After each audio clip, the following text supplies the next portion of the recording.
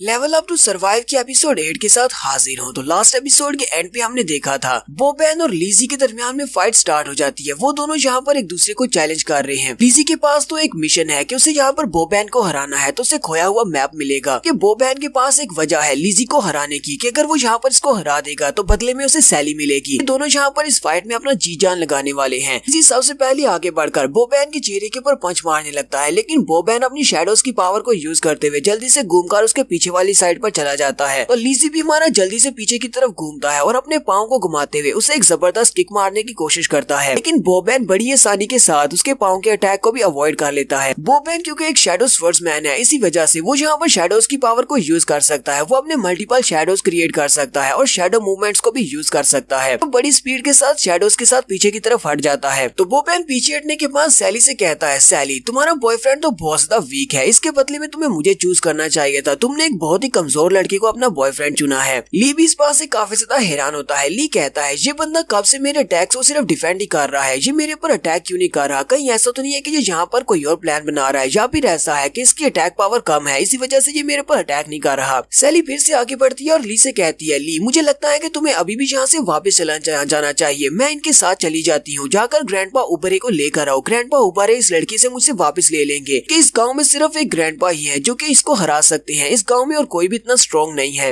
ली उसे कहता है, सैली मैं यहाँ से नहीं जाने वाला, मैंने इसको चैलेंज किया है इसलिए मैं इसको यहाँ पर हराऊंगा। ली मुस्कुराते हुए उसे कहता है, सैली तुम्हें परेशान होने की जरूरत नहीं है, मुझे लगता है कि मुझे इस फाइट को जीतना ही पड़ेगा, क्योंकि मुझे लगता है अगर हमने इस फाइट को जीत लिया तो हम लोग इस गाँव को छोड़कर जा सकते हैं, इस जगह को छोड़कर जाने का एक रास्ता मिल जाएगा। सैली भी उसकी बात सुनने के बाद बहुत ज्यादा हैरान होती है और कहती है, क्या वाकई में हम लोग इस गाँव को छोड़कर जा पाएंगे? सैली हैरान होकर उसे कहती है, ली ये तुम क्या कह रहे हो, कहीं तुम पागल तो नहीं होगे? बोबैन को हराने से यहाँ से इस गाँव को छोड़कर जाने का कैसे ताल्लुक हो सकता है? ये दोनों ही चीजें बहुत ज्यादा अलग हैं। आखिर बोबैन का इस सब से क्या ताल्लुक? ली भी इसकी बात सुनने के बाद इसी बारे में सोच रहा होता है। ली कहता है, जब से मैं इस गेम के अंदर आया हूँ तब से यहाँ पर जो कुछ भी हो रहा है वो सभी का सभी कुछ एक दूसरे के साथ जुड़ा हुआ नहीं है, लेकिन फिर भी सिस्टम ने मुझे कम से कम यहाँ पर एक मौका तो दिया है, मुझे एक मिशन दिया है। पहले जब मैं इस गेम के अंदर फंसा, वहाँ पर एक डेजर्ट के अंदर एक मॉन्स्टर ने मेरे पर अटैक किया और उस मॉन्स्टर ने मुझे मार दिया। उसके बाद मैं अचानक से जिंदा हो गया और जिंदा होने के बाद इस गाँव में आ गया। इस गाँव में आने के बाद बोबैन से मेरा सामना हुआ और अचानक से मेरे पास विंडो ओपन होती है और कहा जाता है कि तुम्हें मैप दिया जाएगा। हालांकि ये सब कुछ बिल्कुल ऐसे ही लग रहा है कि जैसे ये कोई कोइंसिडेंस है, लेकिन मुझे लगता है कि कोई ना कोई तो ऊपर बैठा हुआ है जो कि इस सब को मैनिपुलेट कर रहा है। उसी वक्त बोबैन ली को आवाज देता है। ली सामने की तरफ देखता है तो बोबैन अपनी दोनों तलवारों को वहीं पर ग्राउंड के ऊपर नीचे फेंक देता है। बोबैन अपनी तलवारों को ग्राउंड के अंदर गाड़ने के बाद उसे कहता है, लड़के तुम्हारा नाम जो भी है, चैन लीजी और लीजियाओ जो भी, तुम यहाँ पर खड़े खड़े किस बारे में सोच रहे हो? लगता है कि अब तुम बहुत ज्यादा पछता रहे हो कि तुम्हें यहाँ पर मेरे चैलेंज को एक्सेप्ट नहीं करना चाहिए था, लेकिन तुम्हें नहीं लगता कि पछताने का वक्त नहीं रहा?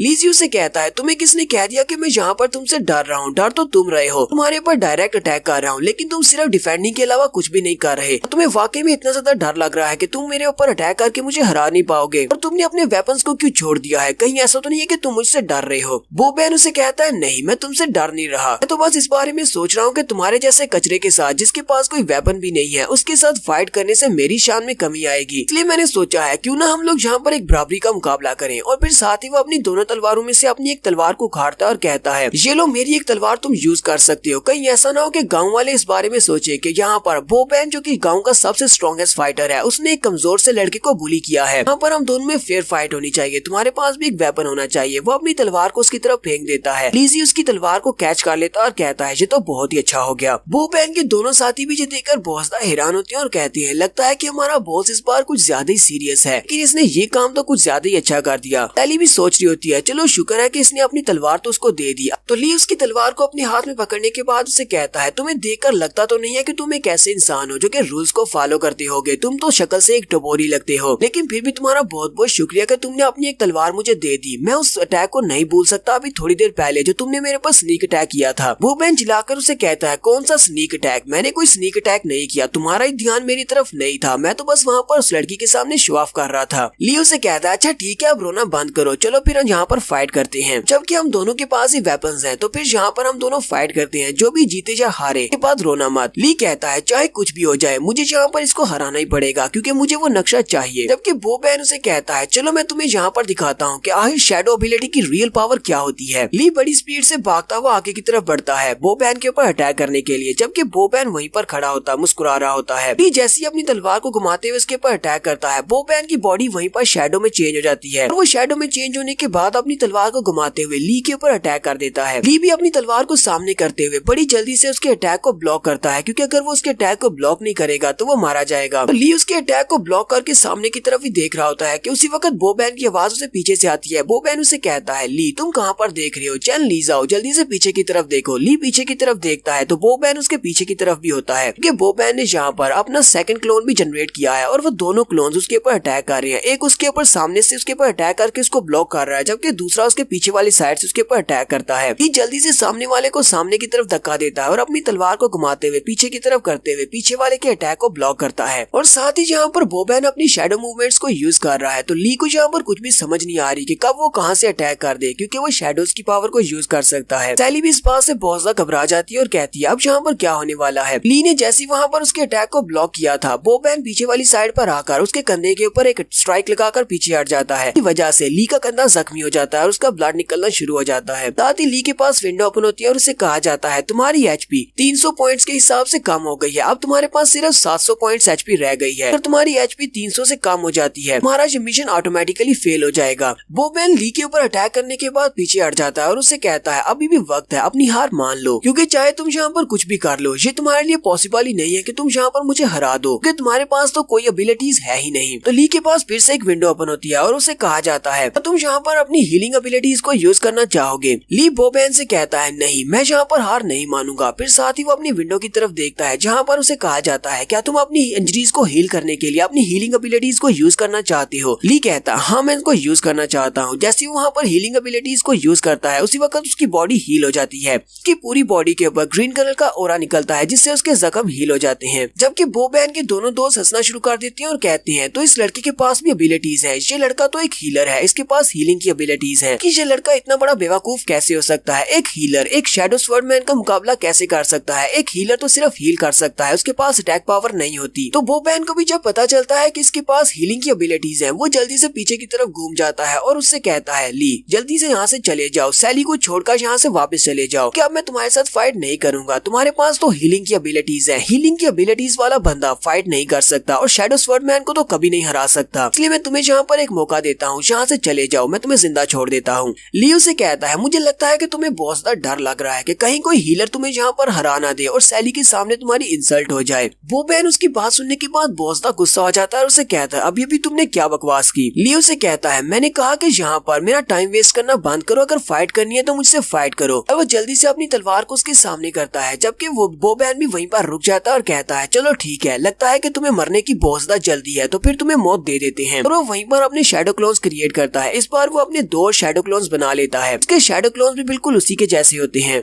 ली भी ये देखकर बहुत ज्यादा हैरान होता है। ली कहता है इसने तो अपने आप को 3 में चेंज कर लिया, अब मुझे यहाँ पर 1 से नहीं बल्कि 3 से फाइट करना पड़ेगी। इसकी एबिलिटी तो वाकई में बहुत ज्यादा अच्छी है। शैडो स्वॉर्ड्समैन की एबिलिटी ये काफी ज्यादा बेहतर है मेरी एबिलिटी से, तो मेरे पास तो कोई एबिलिटी है भी नहीं। ली यहाँ पर हिसाब लगा रहा होता है। ली कहता है ये अपने शैडोज को एक साथ यूज कर सकता है। पहले इसने मेरे ऊपर अटैक किया सामने की तरफ से, लेकिन असल में वो ये नहीं था बल्कि इसका शैडो क्लोन था, और उसी वक्त इसकी रियल बॉडी ने पीछे वाली साइड से मेरे ऊपर अटैक किया। अब इसके पास 3 क्लोन्स हैं, तो ये तीनों तरफ से मेरे ऊपर अटैक कर सकता है, और मुझे लगता है कि ये अपने शैडोज के साथ अपनी पोजीशन को भी स्वाप कर सकता है। लगता है कि इस शैडो स्वॉर्ड्समैन के साथ फाइट करना काफी ज्यादा मुश्किल हो सकता है। बो बैन यहाँ पर कहता है मुझे तुम्हारे पर बहुत ज्यादा तरस आ रहा है कि तुम एक बेवकूफ हो जो कि एक हीलर की तरह अवेकन हुए हो, तुम्हारे पास हीलर्स की एबिलिटी है, फिर भी तुम यहाँ पर मुझसे फाइट करना चाहते हो। अब जबकि तुम यहाँ पर मुझसे फाइट ही करना चाहते हो तो मैं तुम्हें यहाँ पर अपनी रियल स्ट्रेंथ दिखाता हूँ। मैं चाहता हूँ कि तुम्हारे मरने से पहले मैं तुम्हें अपना स्पेशल मूव दिखाऊं, मेरा स्पेशल मूव जिसका नाम शैडो असैसिन इनविंसिबल अटैक है, वो मैं तुम्हें दिखाता हूँ। ली उसे कहता है हाँ क्यों नहीं, चलो मैं भी वो देखना चाहता हूँ, मरने से पहले आखिरी बार तुम अपने उस मूव को मुझे दिखा सकते हो। और ली बड़ी स्पीड के साथ उसके ऊपर अटैक करने के लिए आगे बढ़ता है, जबकि बो बैन उसके सामने बड़े आराम से खड़ा होता है और वहीं पर खड़े खड़े वो अपने एक शैडो क्लोन से कहता है जाओ और जाकर उस पे पर अटैक करो, और वो शैडो क्लोन बड़ी स्पीड से आगे बढ़ता है जबकि बाकी के दोनों वहीं पर होते हैं। तो ली जो कि अपनी तलवार लेकर उसके ऊपर अटैक करने के लिए आगे बढ़ रहा होता है, वो वाला शैडो क्लोन वहीं पर बीच में उसे रोक लेता है और उसकी तलवार के साथ अपनी तलवार को टकराता है। शैडो क्लोन की पावर भी बो बैन की पावर के बराबर ही होती है। वो ली के अटैक को ब्लॉक करने के बाद से पीछे की तरफ झटक देता है और साथ ही वो अपनी तलवार को घुमाते हुए ली के ऊपर अटैक करता है। ली उसके अटैक को अवॉइड करता है, फिर ली अपनी तलवार को घुमाते हुए उसके ऊपर अटैक करता है, लेकिन शैडो क्लोन फिर से उसके अटैक को वहाँ पर ब्लॉक कर लेता है। ली कहता है इसका अटैक तो बहुत बहुत ज्यादा क्लोज था। अब ये पीछे मेरे पर फिर से कट लगाने वाला था। मैं तो जहाँ पर इसके क्लोन को ही बड़ी मुश्किल से रोक पा रहा हूँ, तो सिर्फ उसका एक शैडो क्लोन है। तो क्लोन की स्ट्रेंथ इतनी ज्यादा है तो रियल बॉडी की स्ट्रेंथ कितनी ज्यादा होगी। अभी तो जहाँ पर मुझे 2 और को भी हराना है, उसी वक्त सामने वाला दूसरा शैडो क्लोन भी वहाँ से गायब हो जाता है और वो बड़ी स्पीड से घूमता हुआ ली के पीछे वाली साइड पर आ जाता है और उसे कहता है, पिछली बार तो तुम कुछ ज्यादा ही लकी थे, सिर्फ एक स्लैश के साथ तुम्हारी जान बच गई, लेकिन मुझे नहीं लगता कि इस बार तुम इतने ज्यादा लकी होगे। और वो पीछे वाली साइड से फिर से अपनी तलवार को घुमाता है और उसकी गर्दन काटने लगा है। ली भी इस बात से बहुत ज्यादा घबरा जाता है। तो नेक्स्ट एपिसोड में देखेंगे कि इस बार इस अटैक से अपने आप को कैसे बचाएगा। यहीं पर एपिसोड 8 का एंड होगा। एपिसोड की एक्सप्लेनेशन अच्छी लगी हो तो कमेंट करके जरूर बताइएगा। चैनल को सब्सक्राइब कर दे, वीडियो को लाइक और शेयर कर दे। शुक्रिया।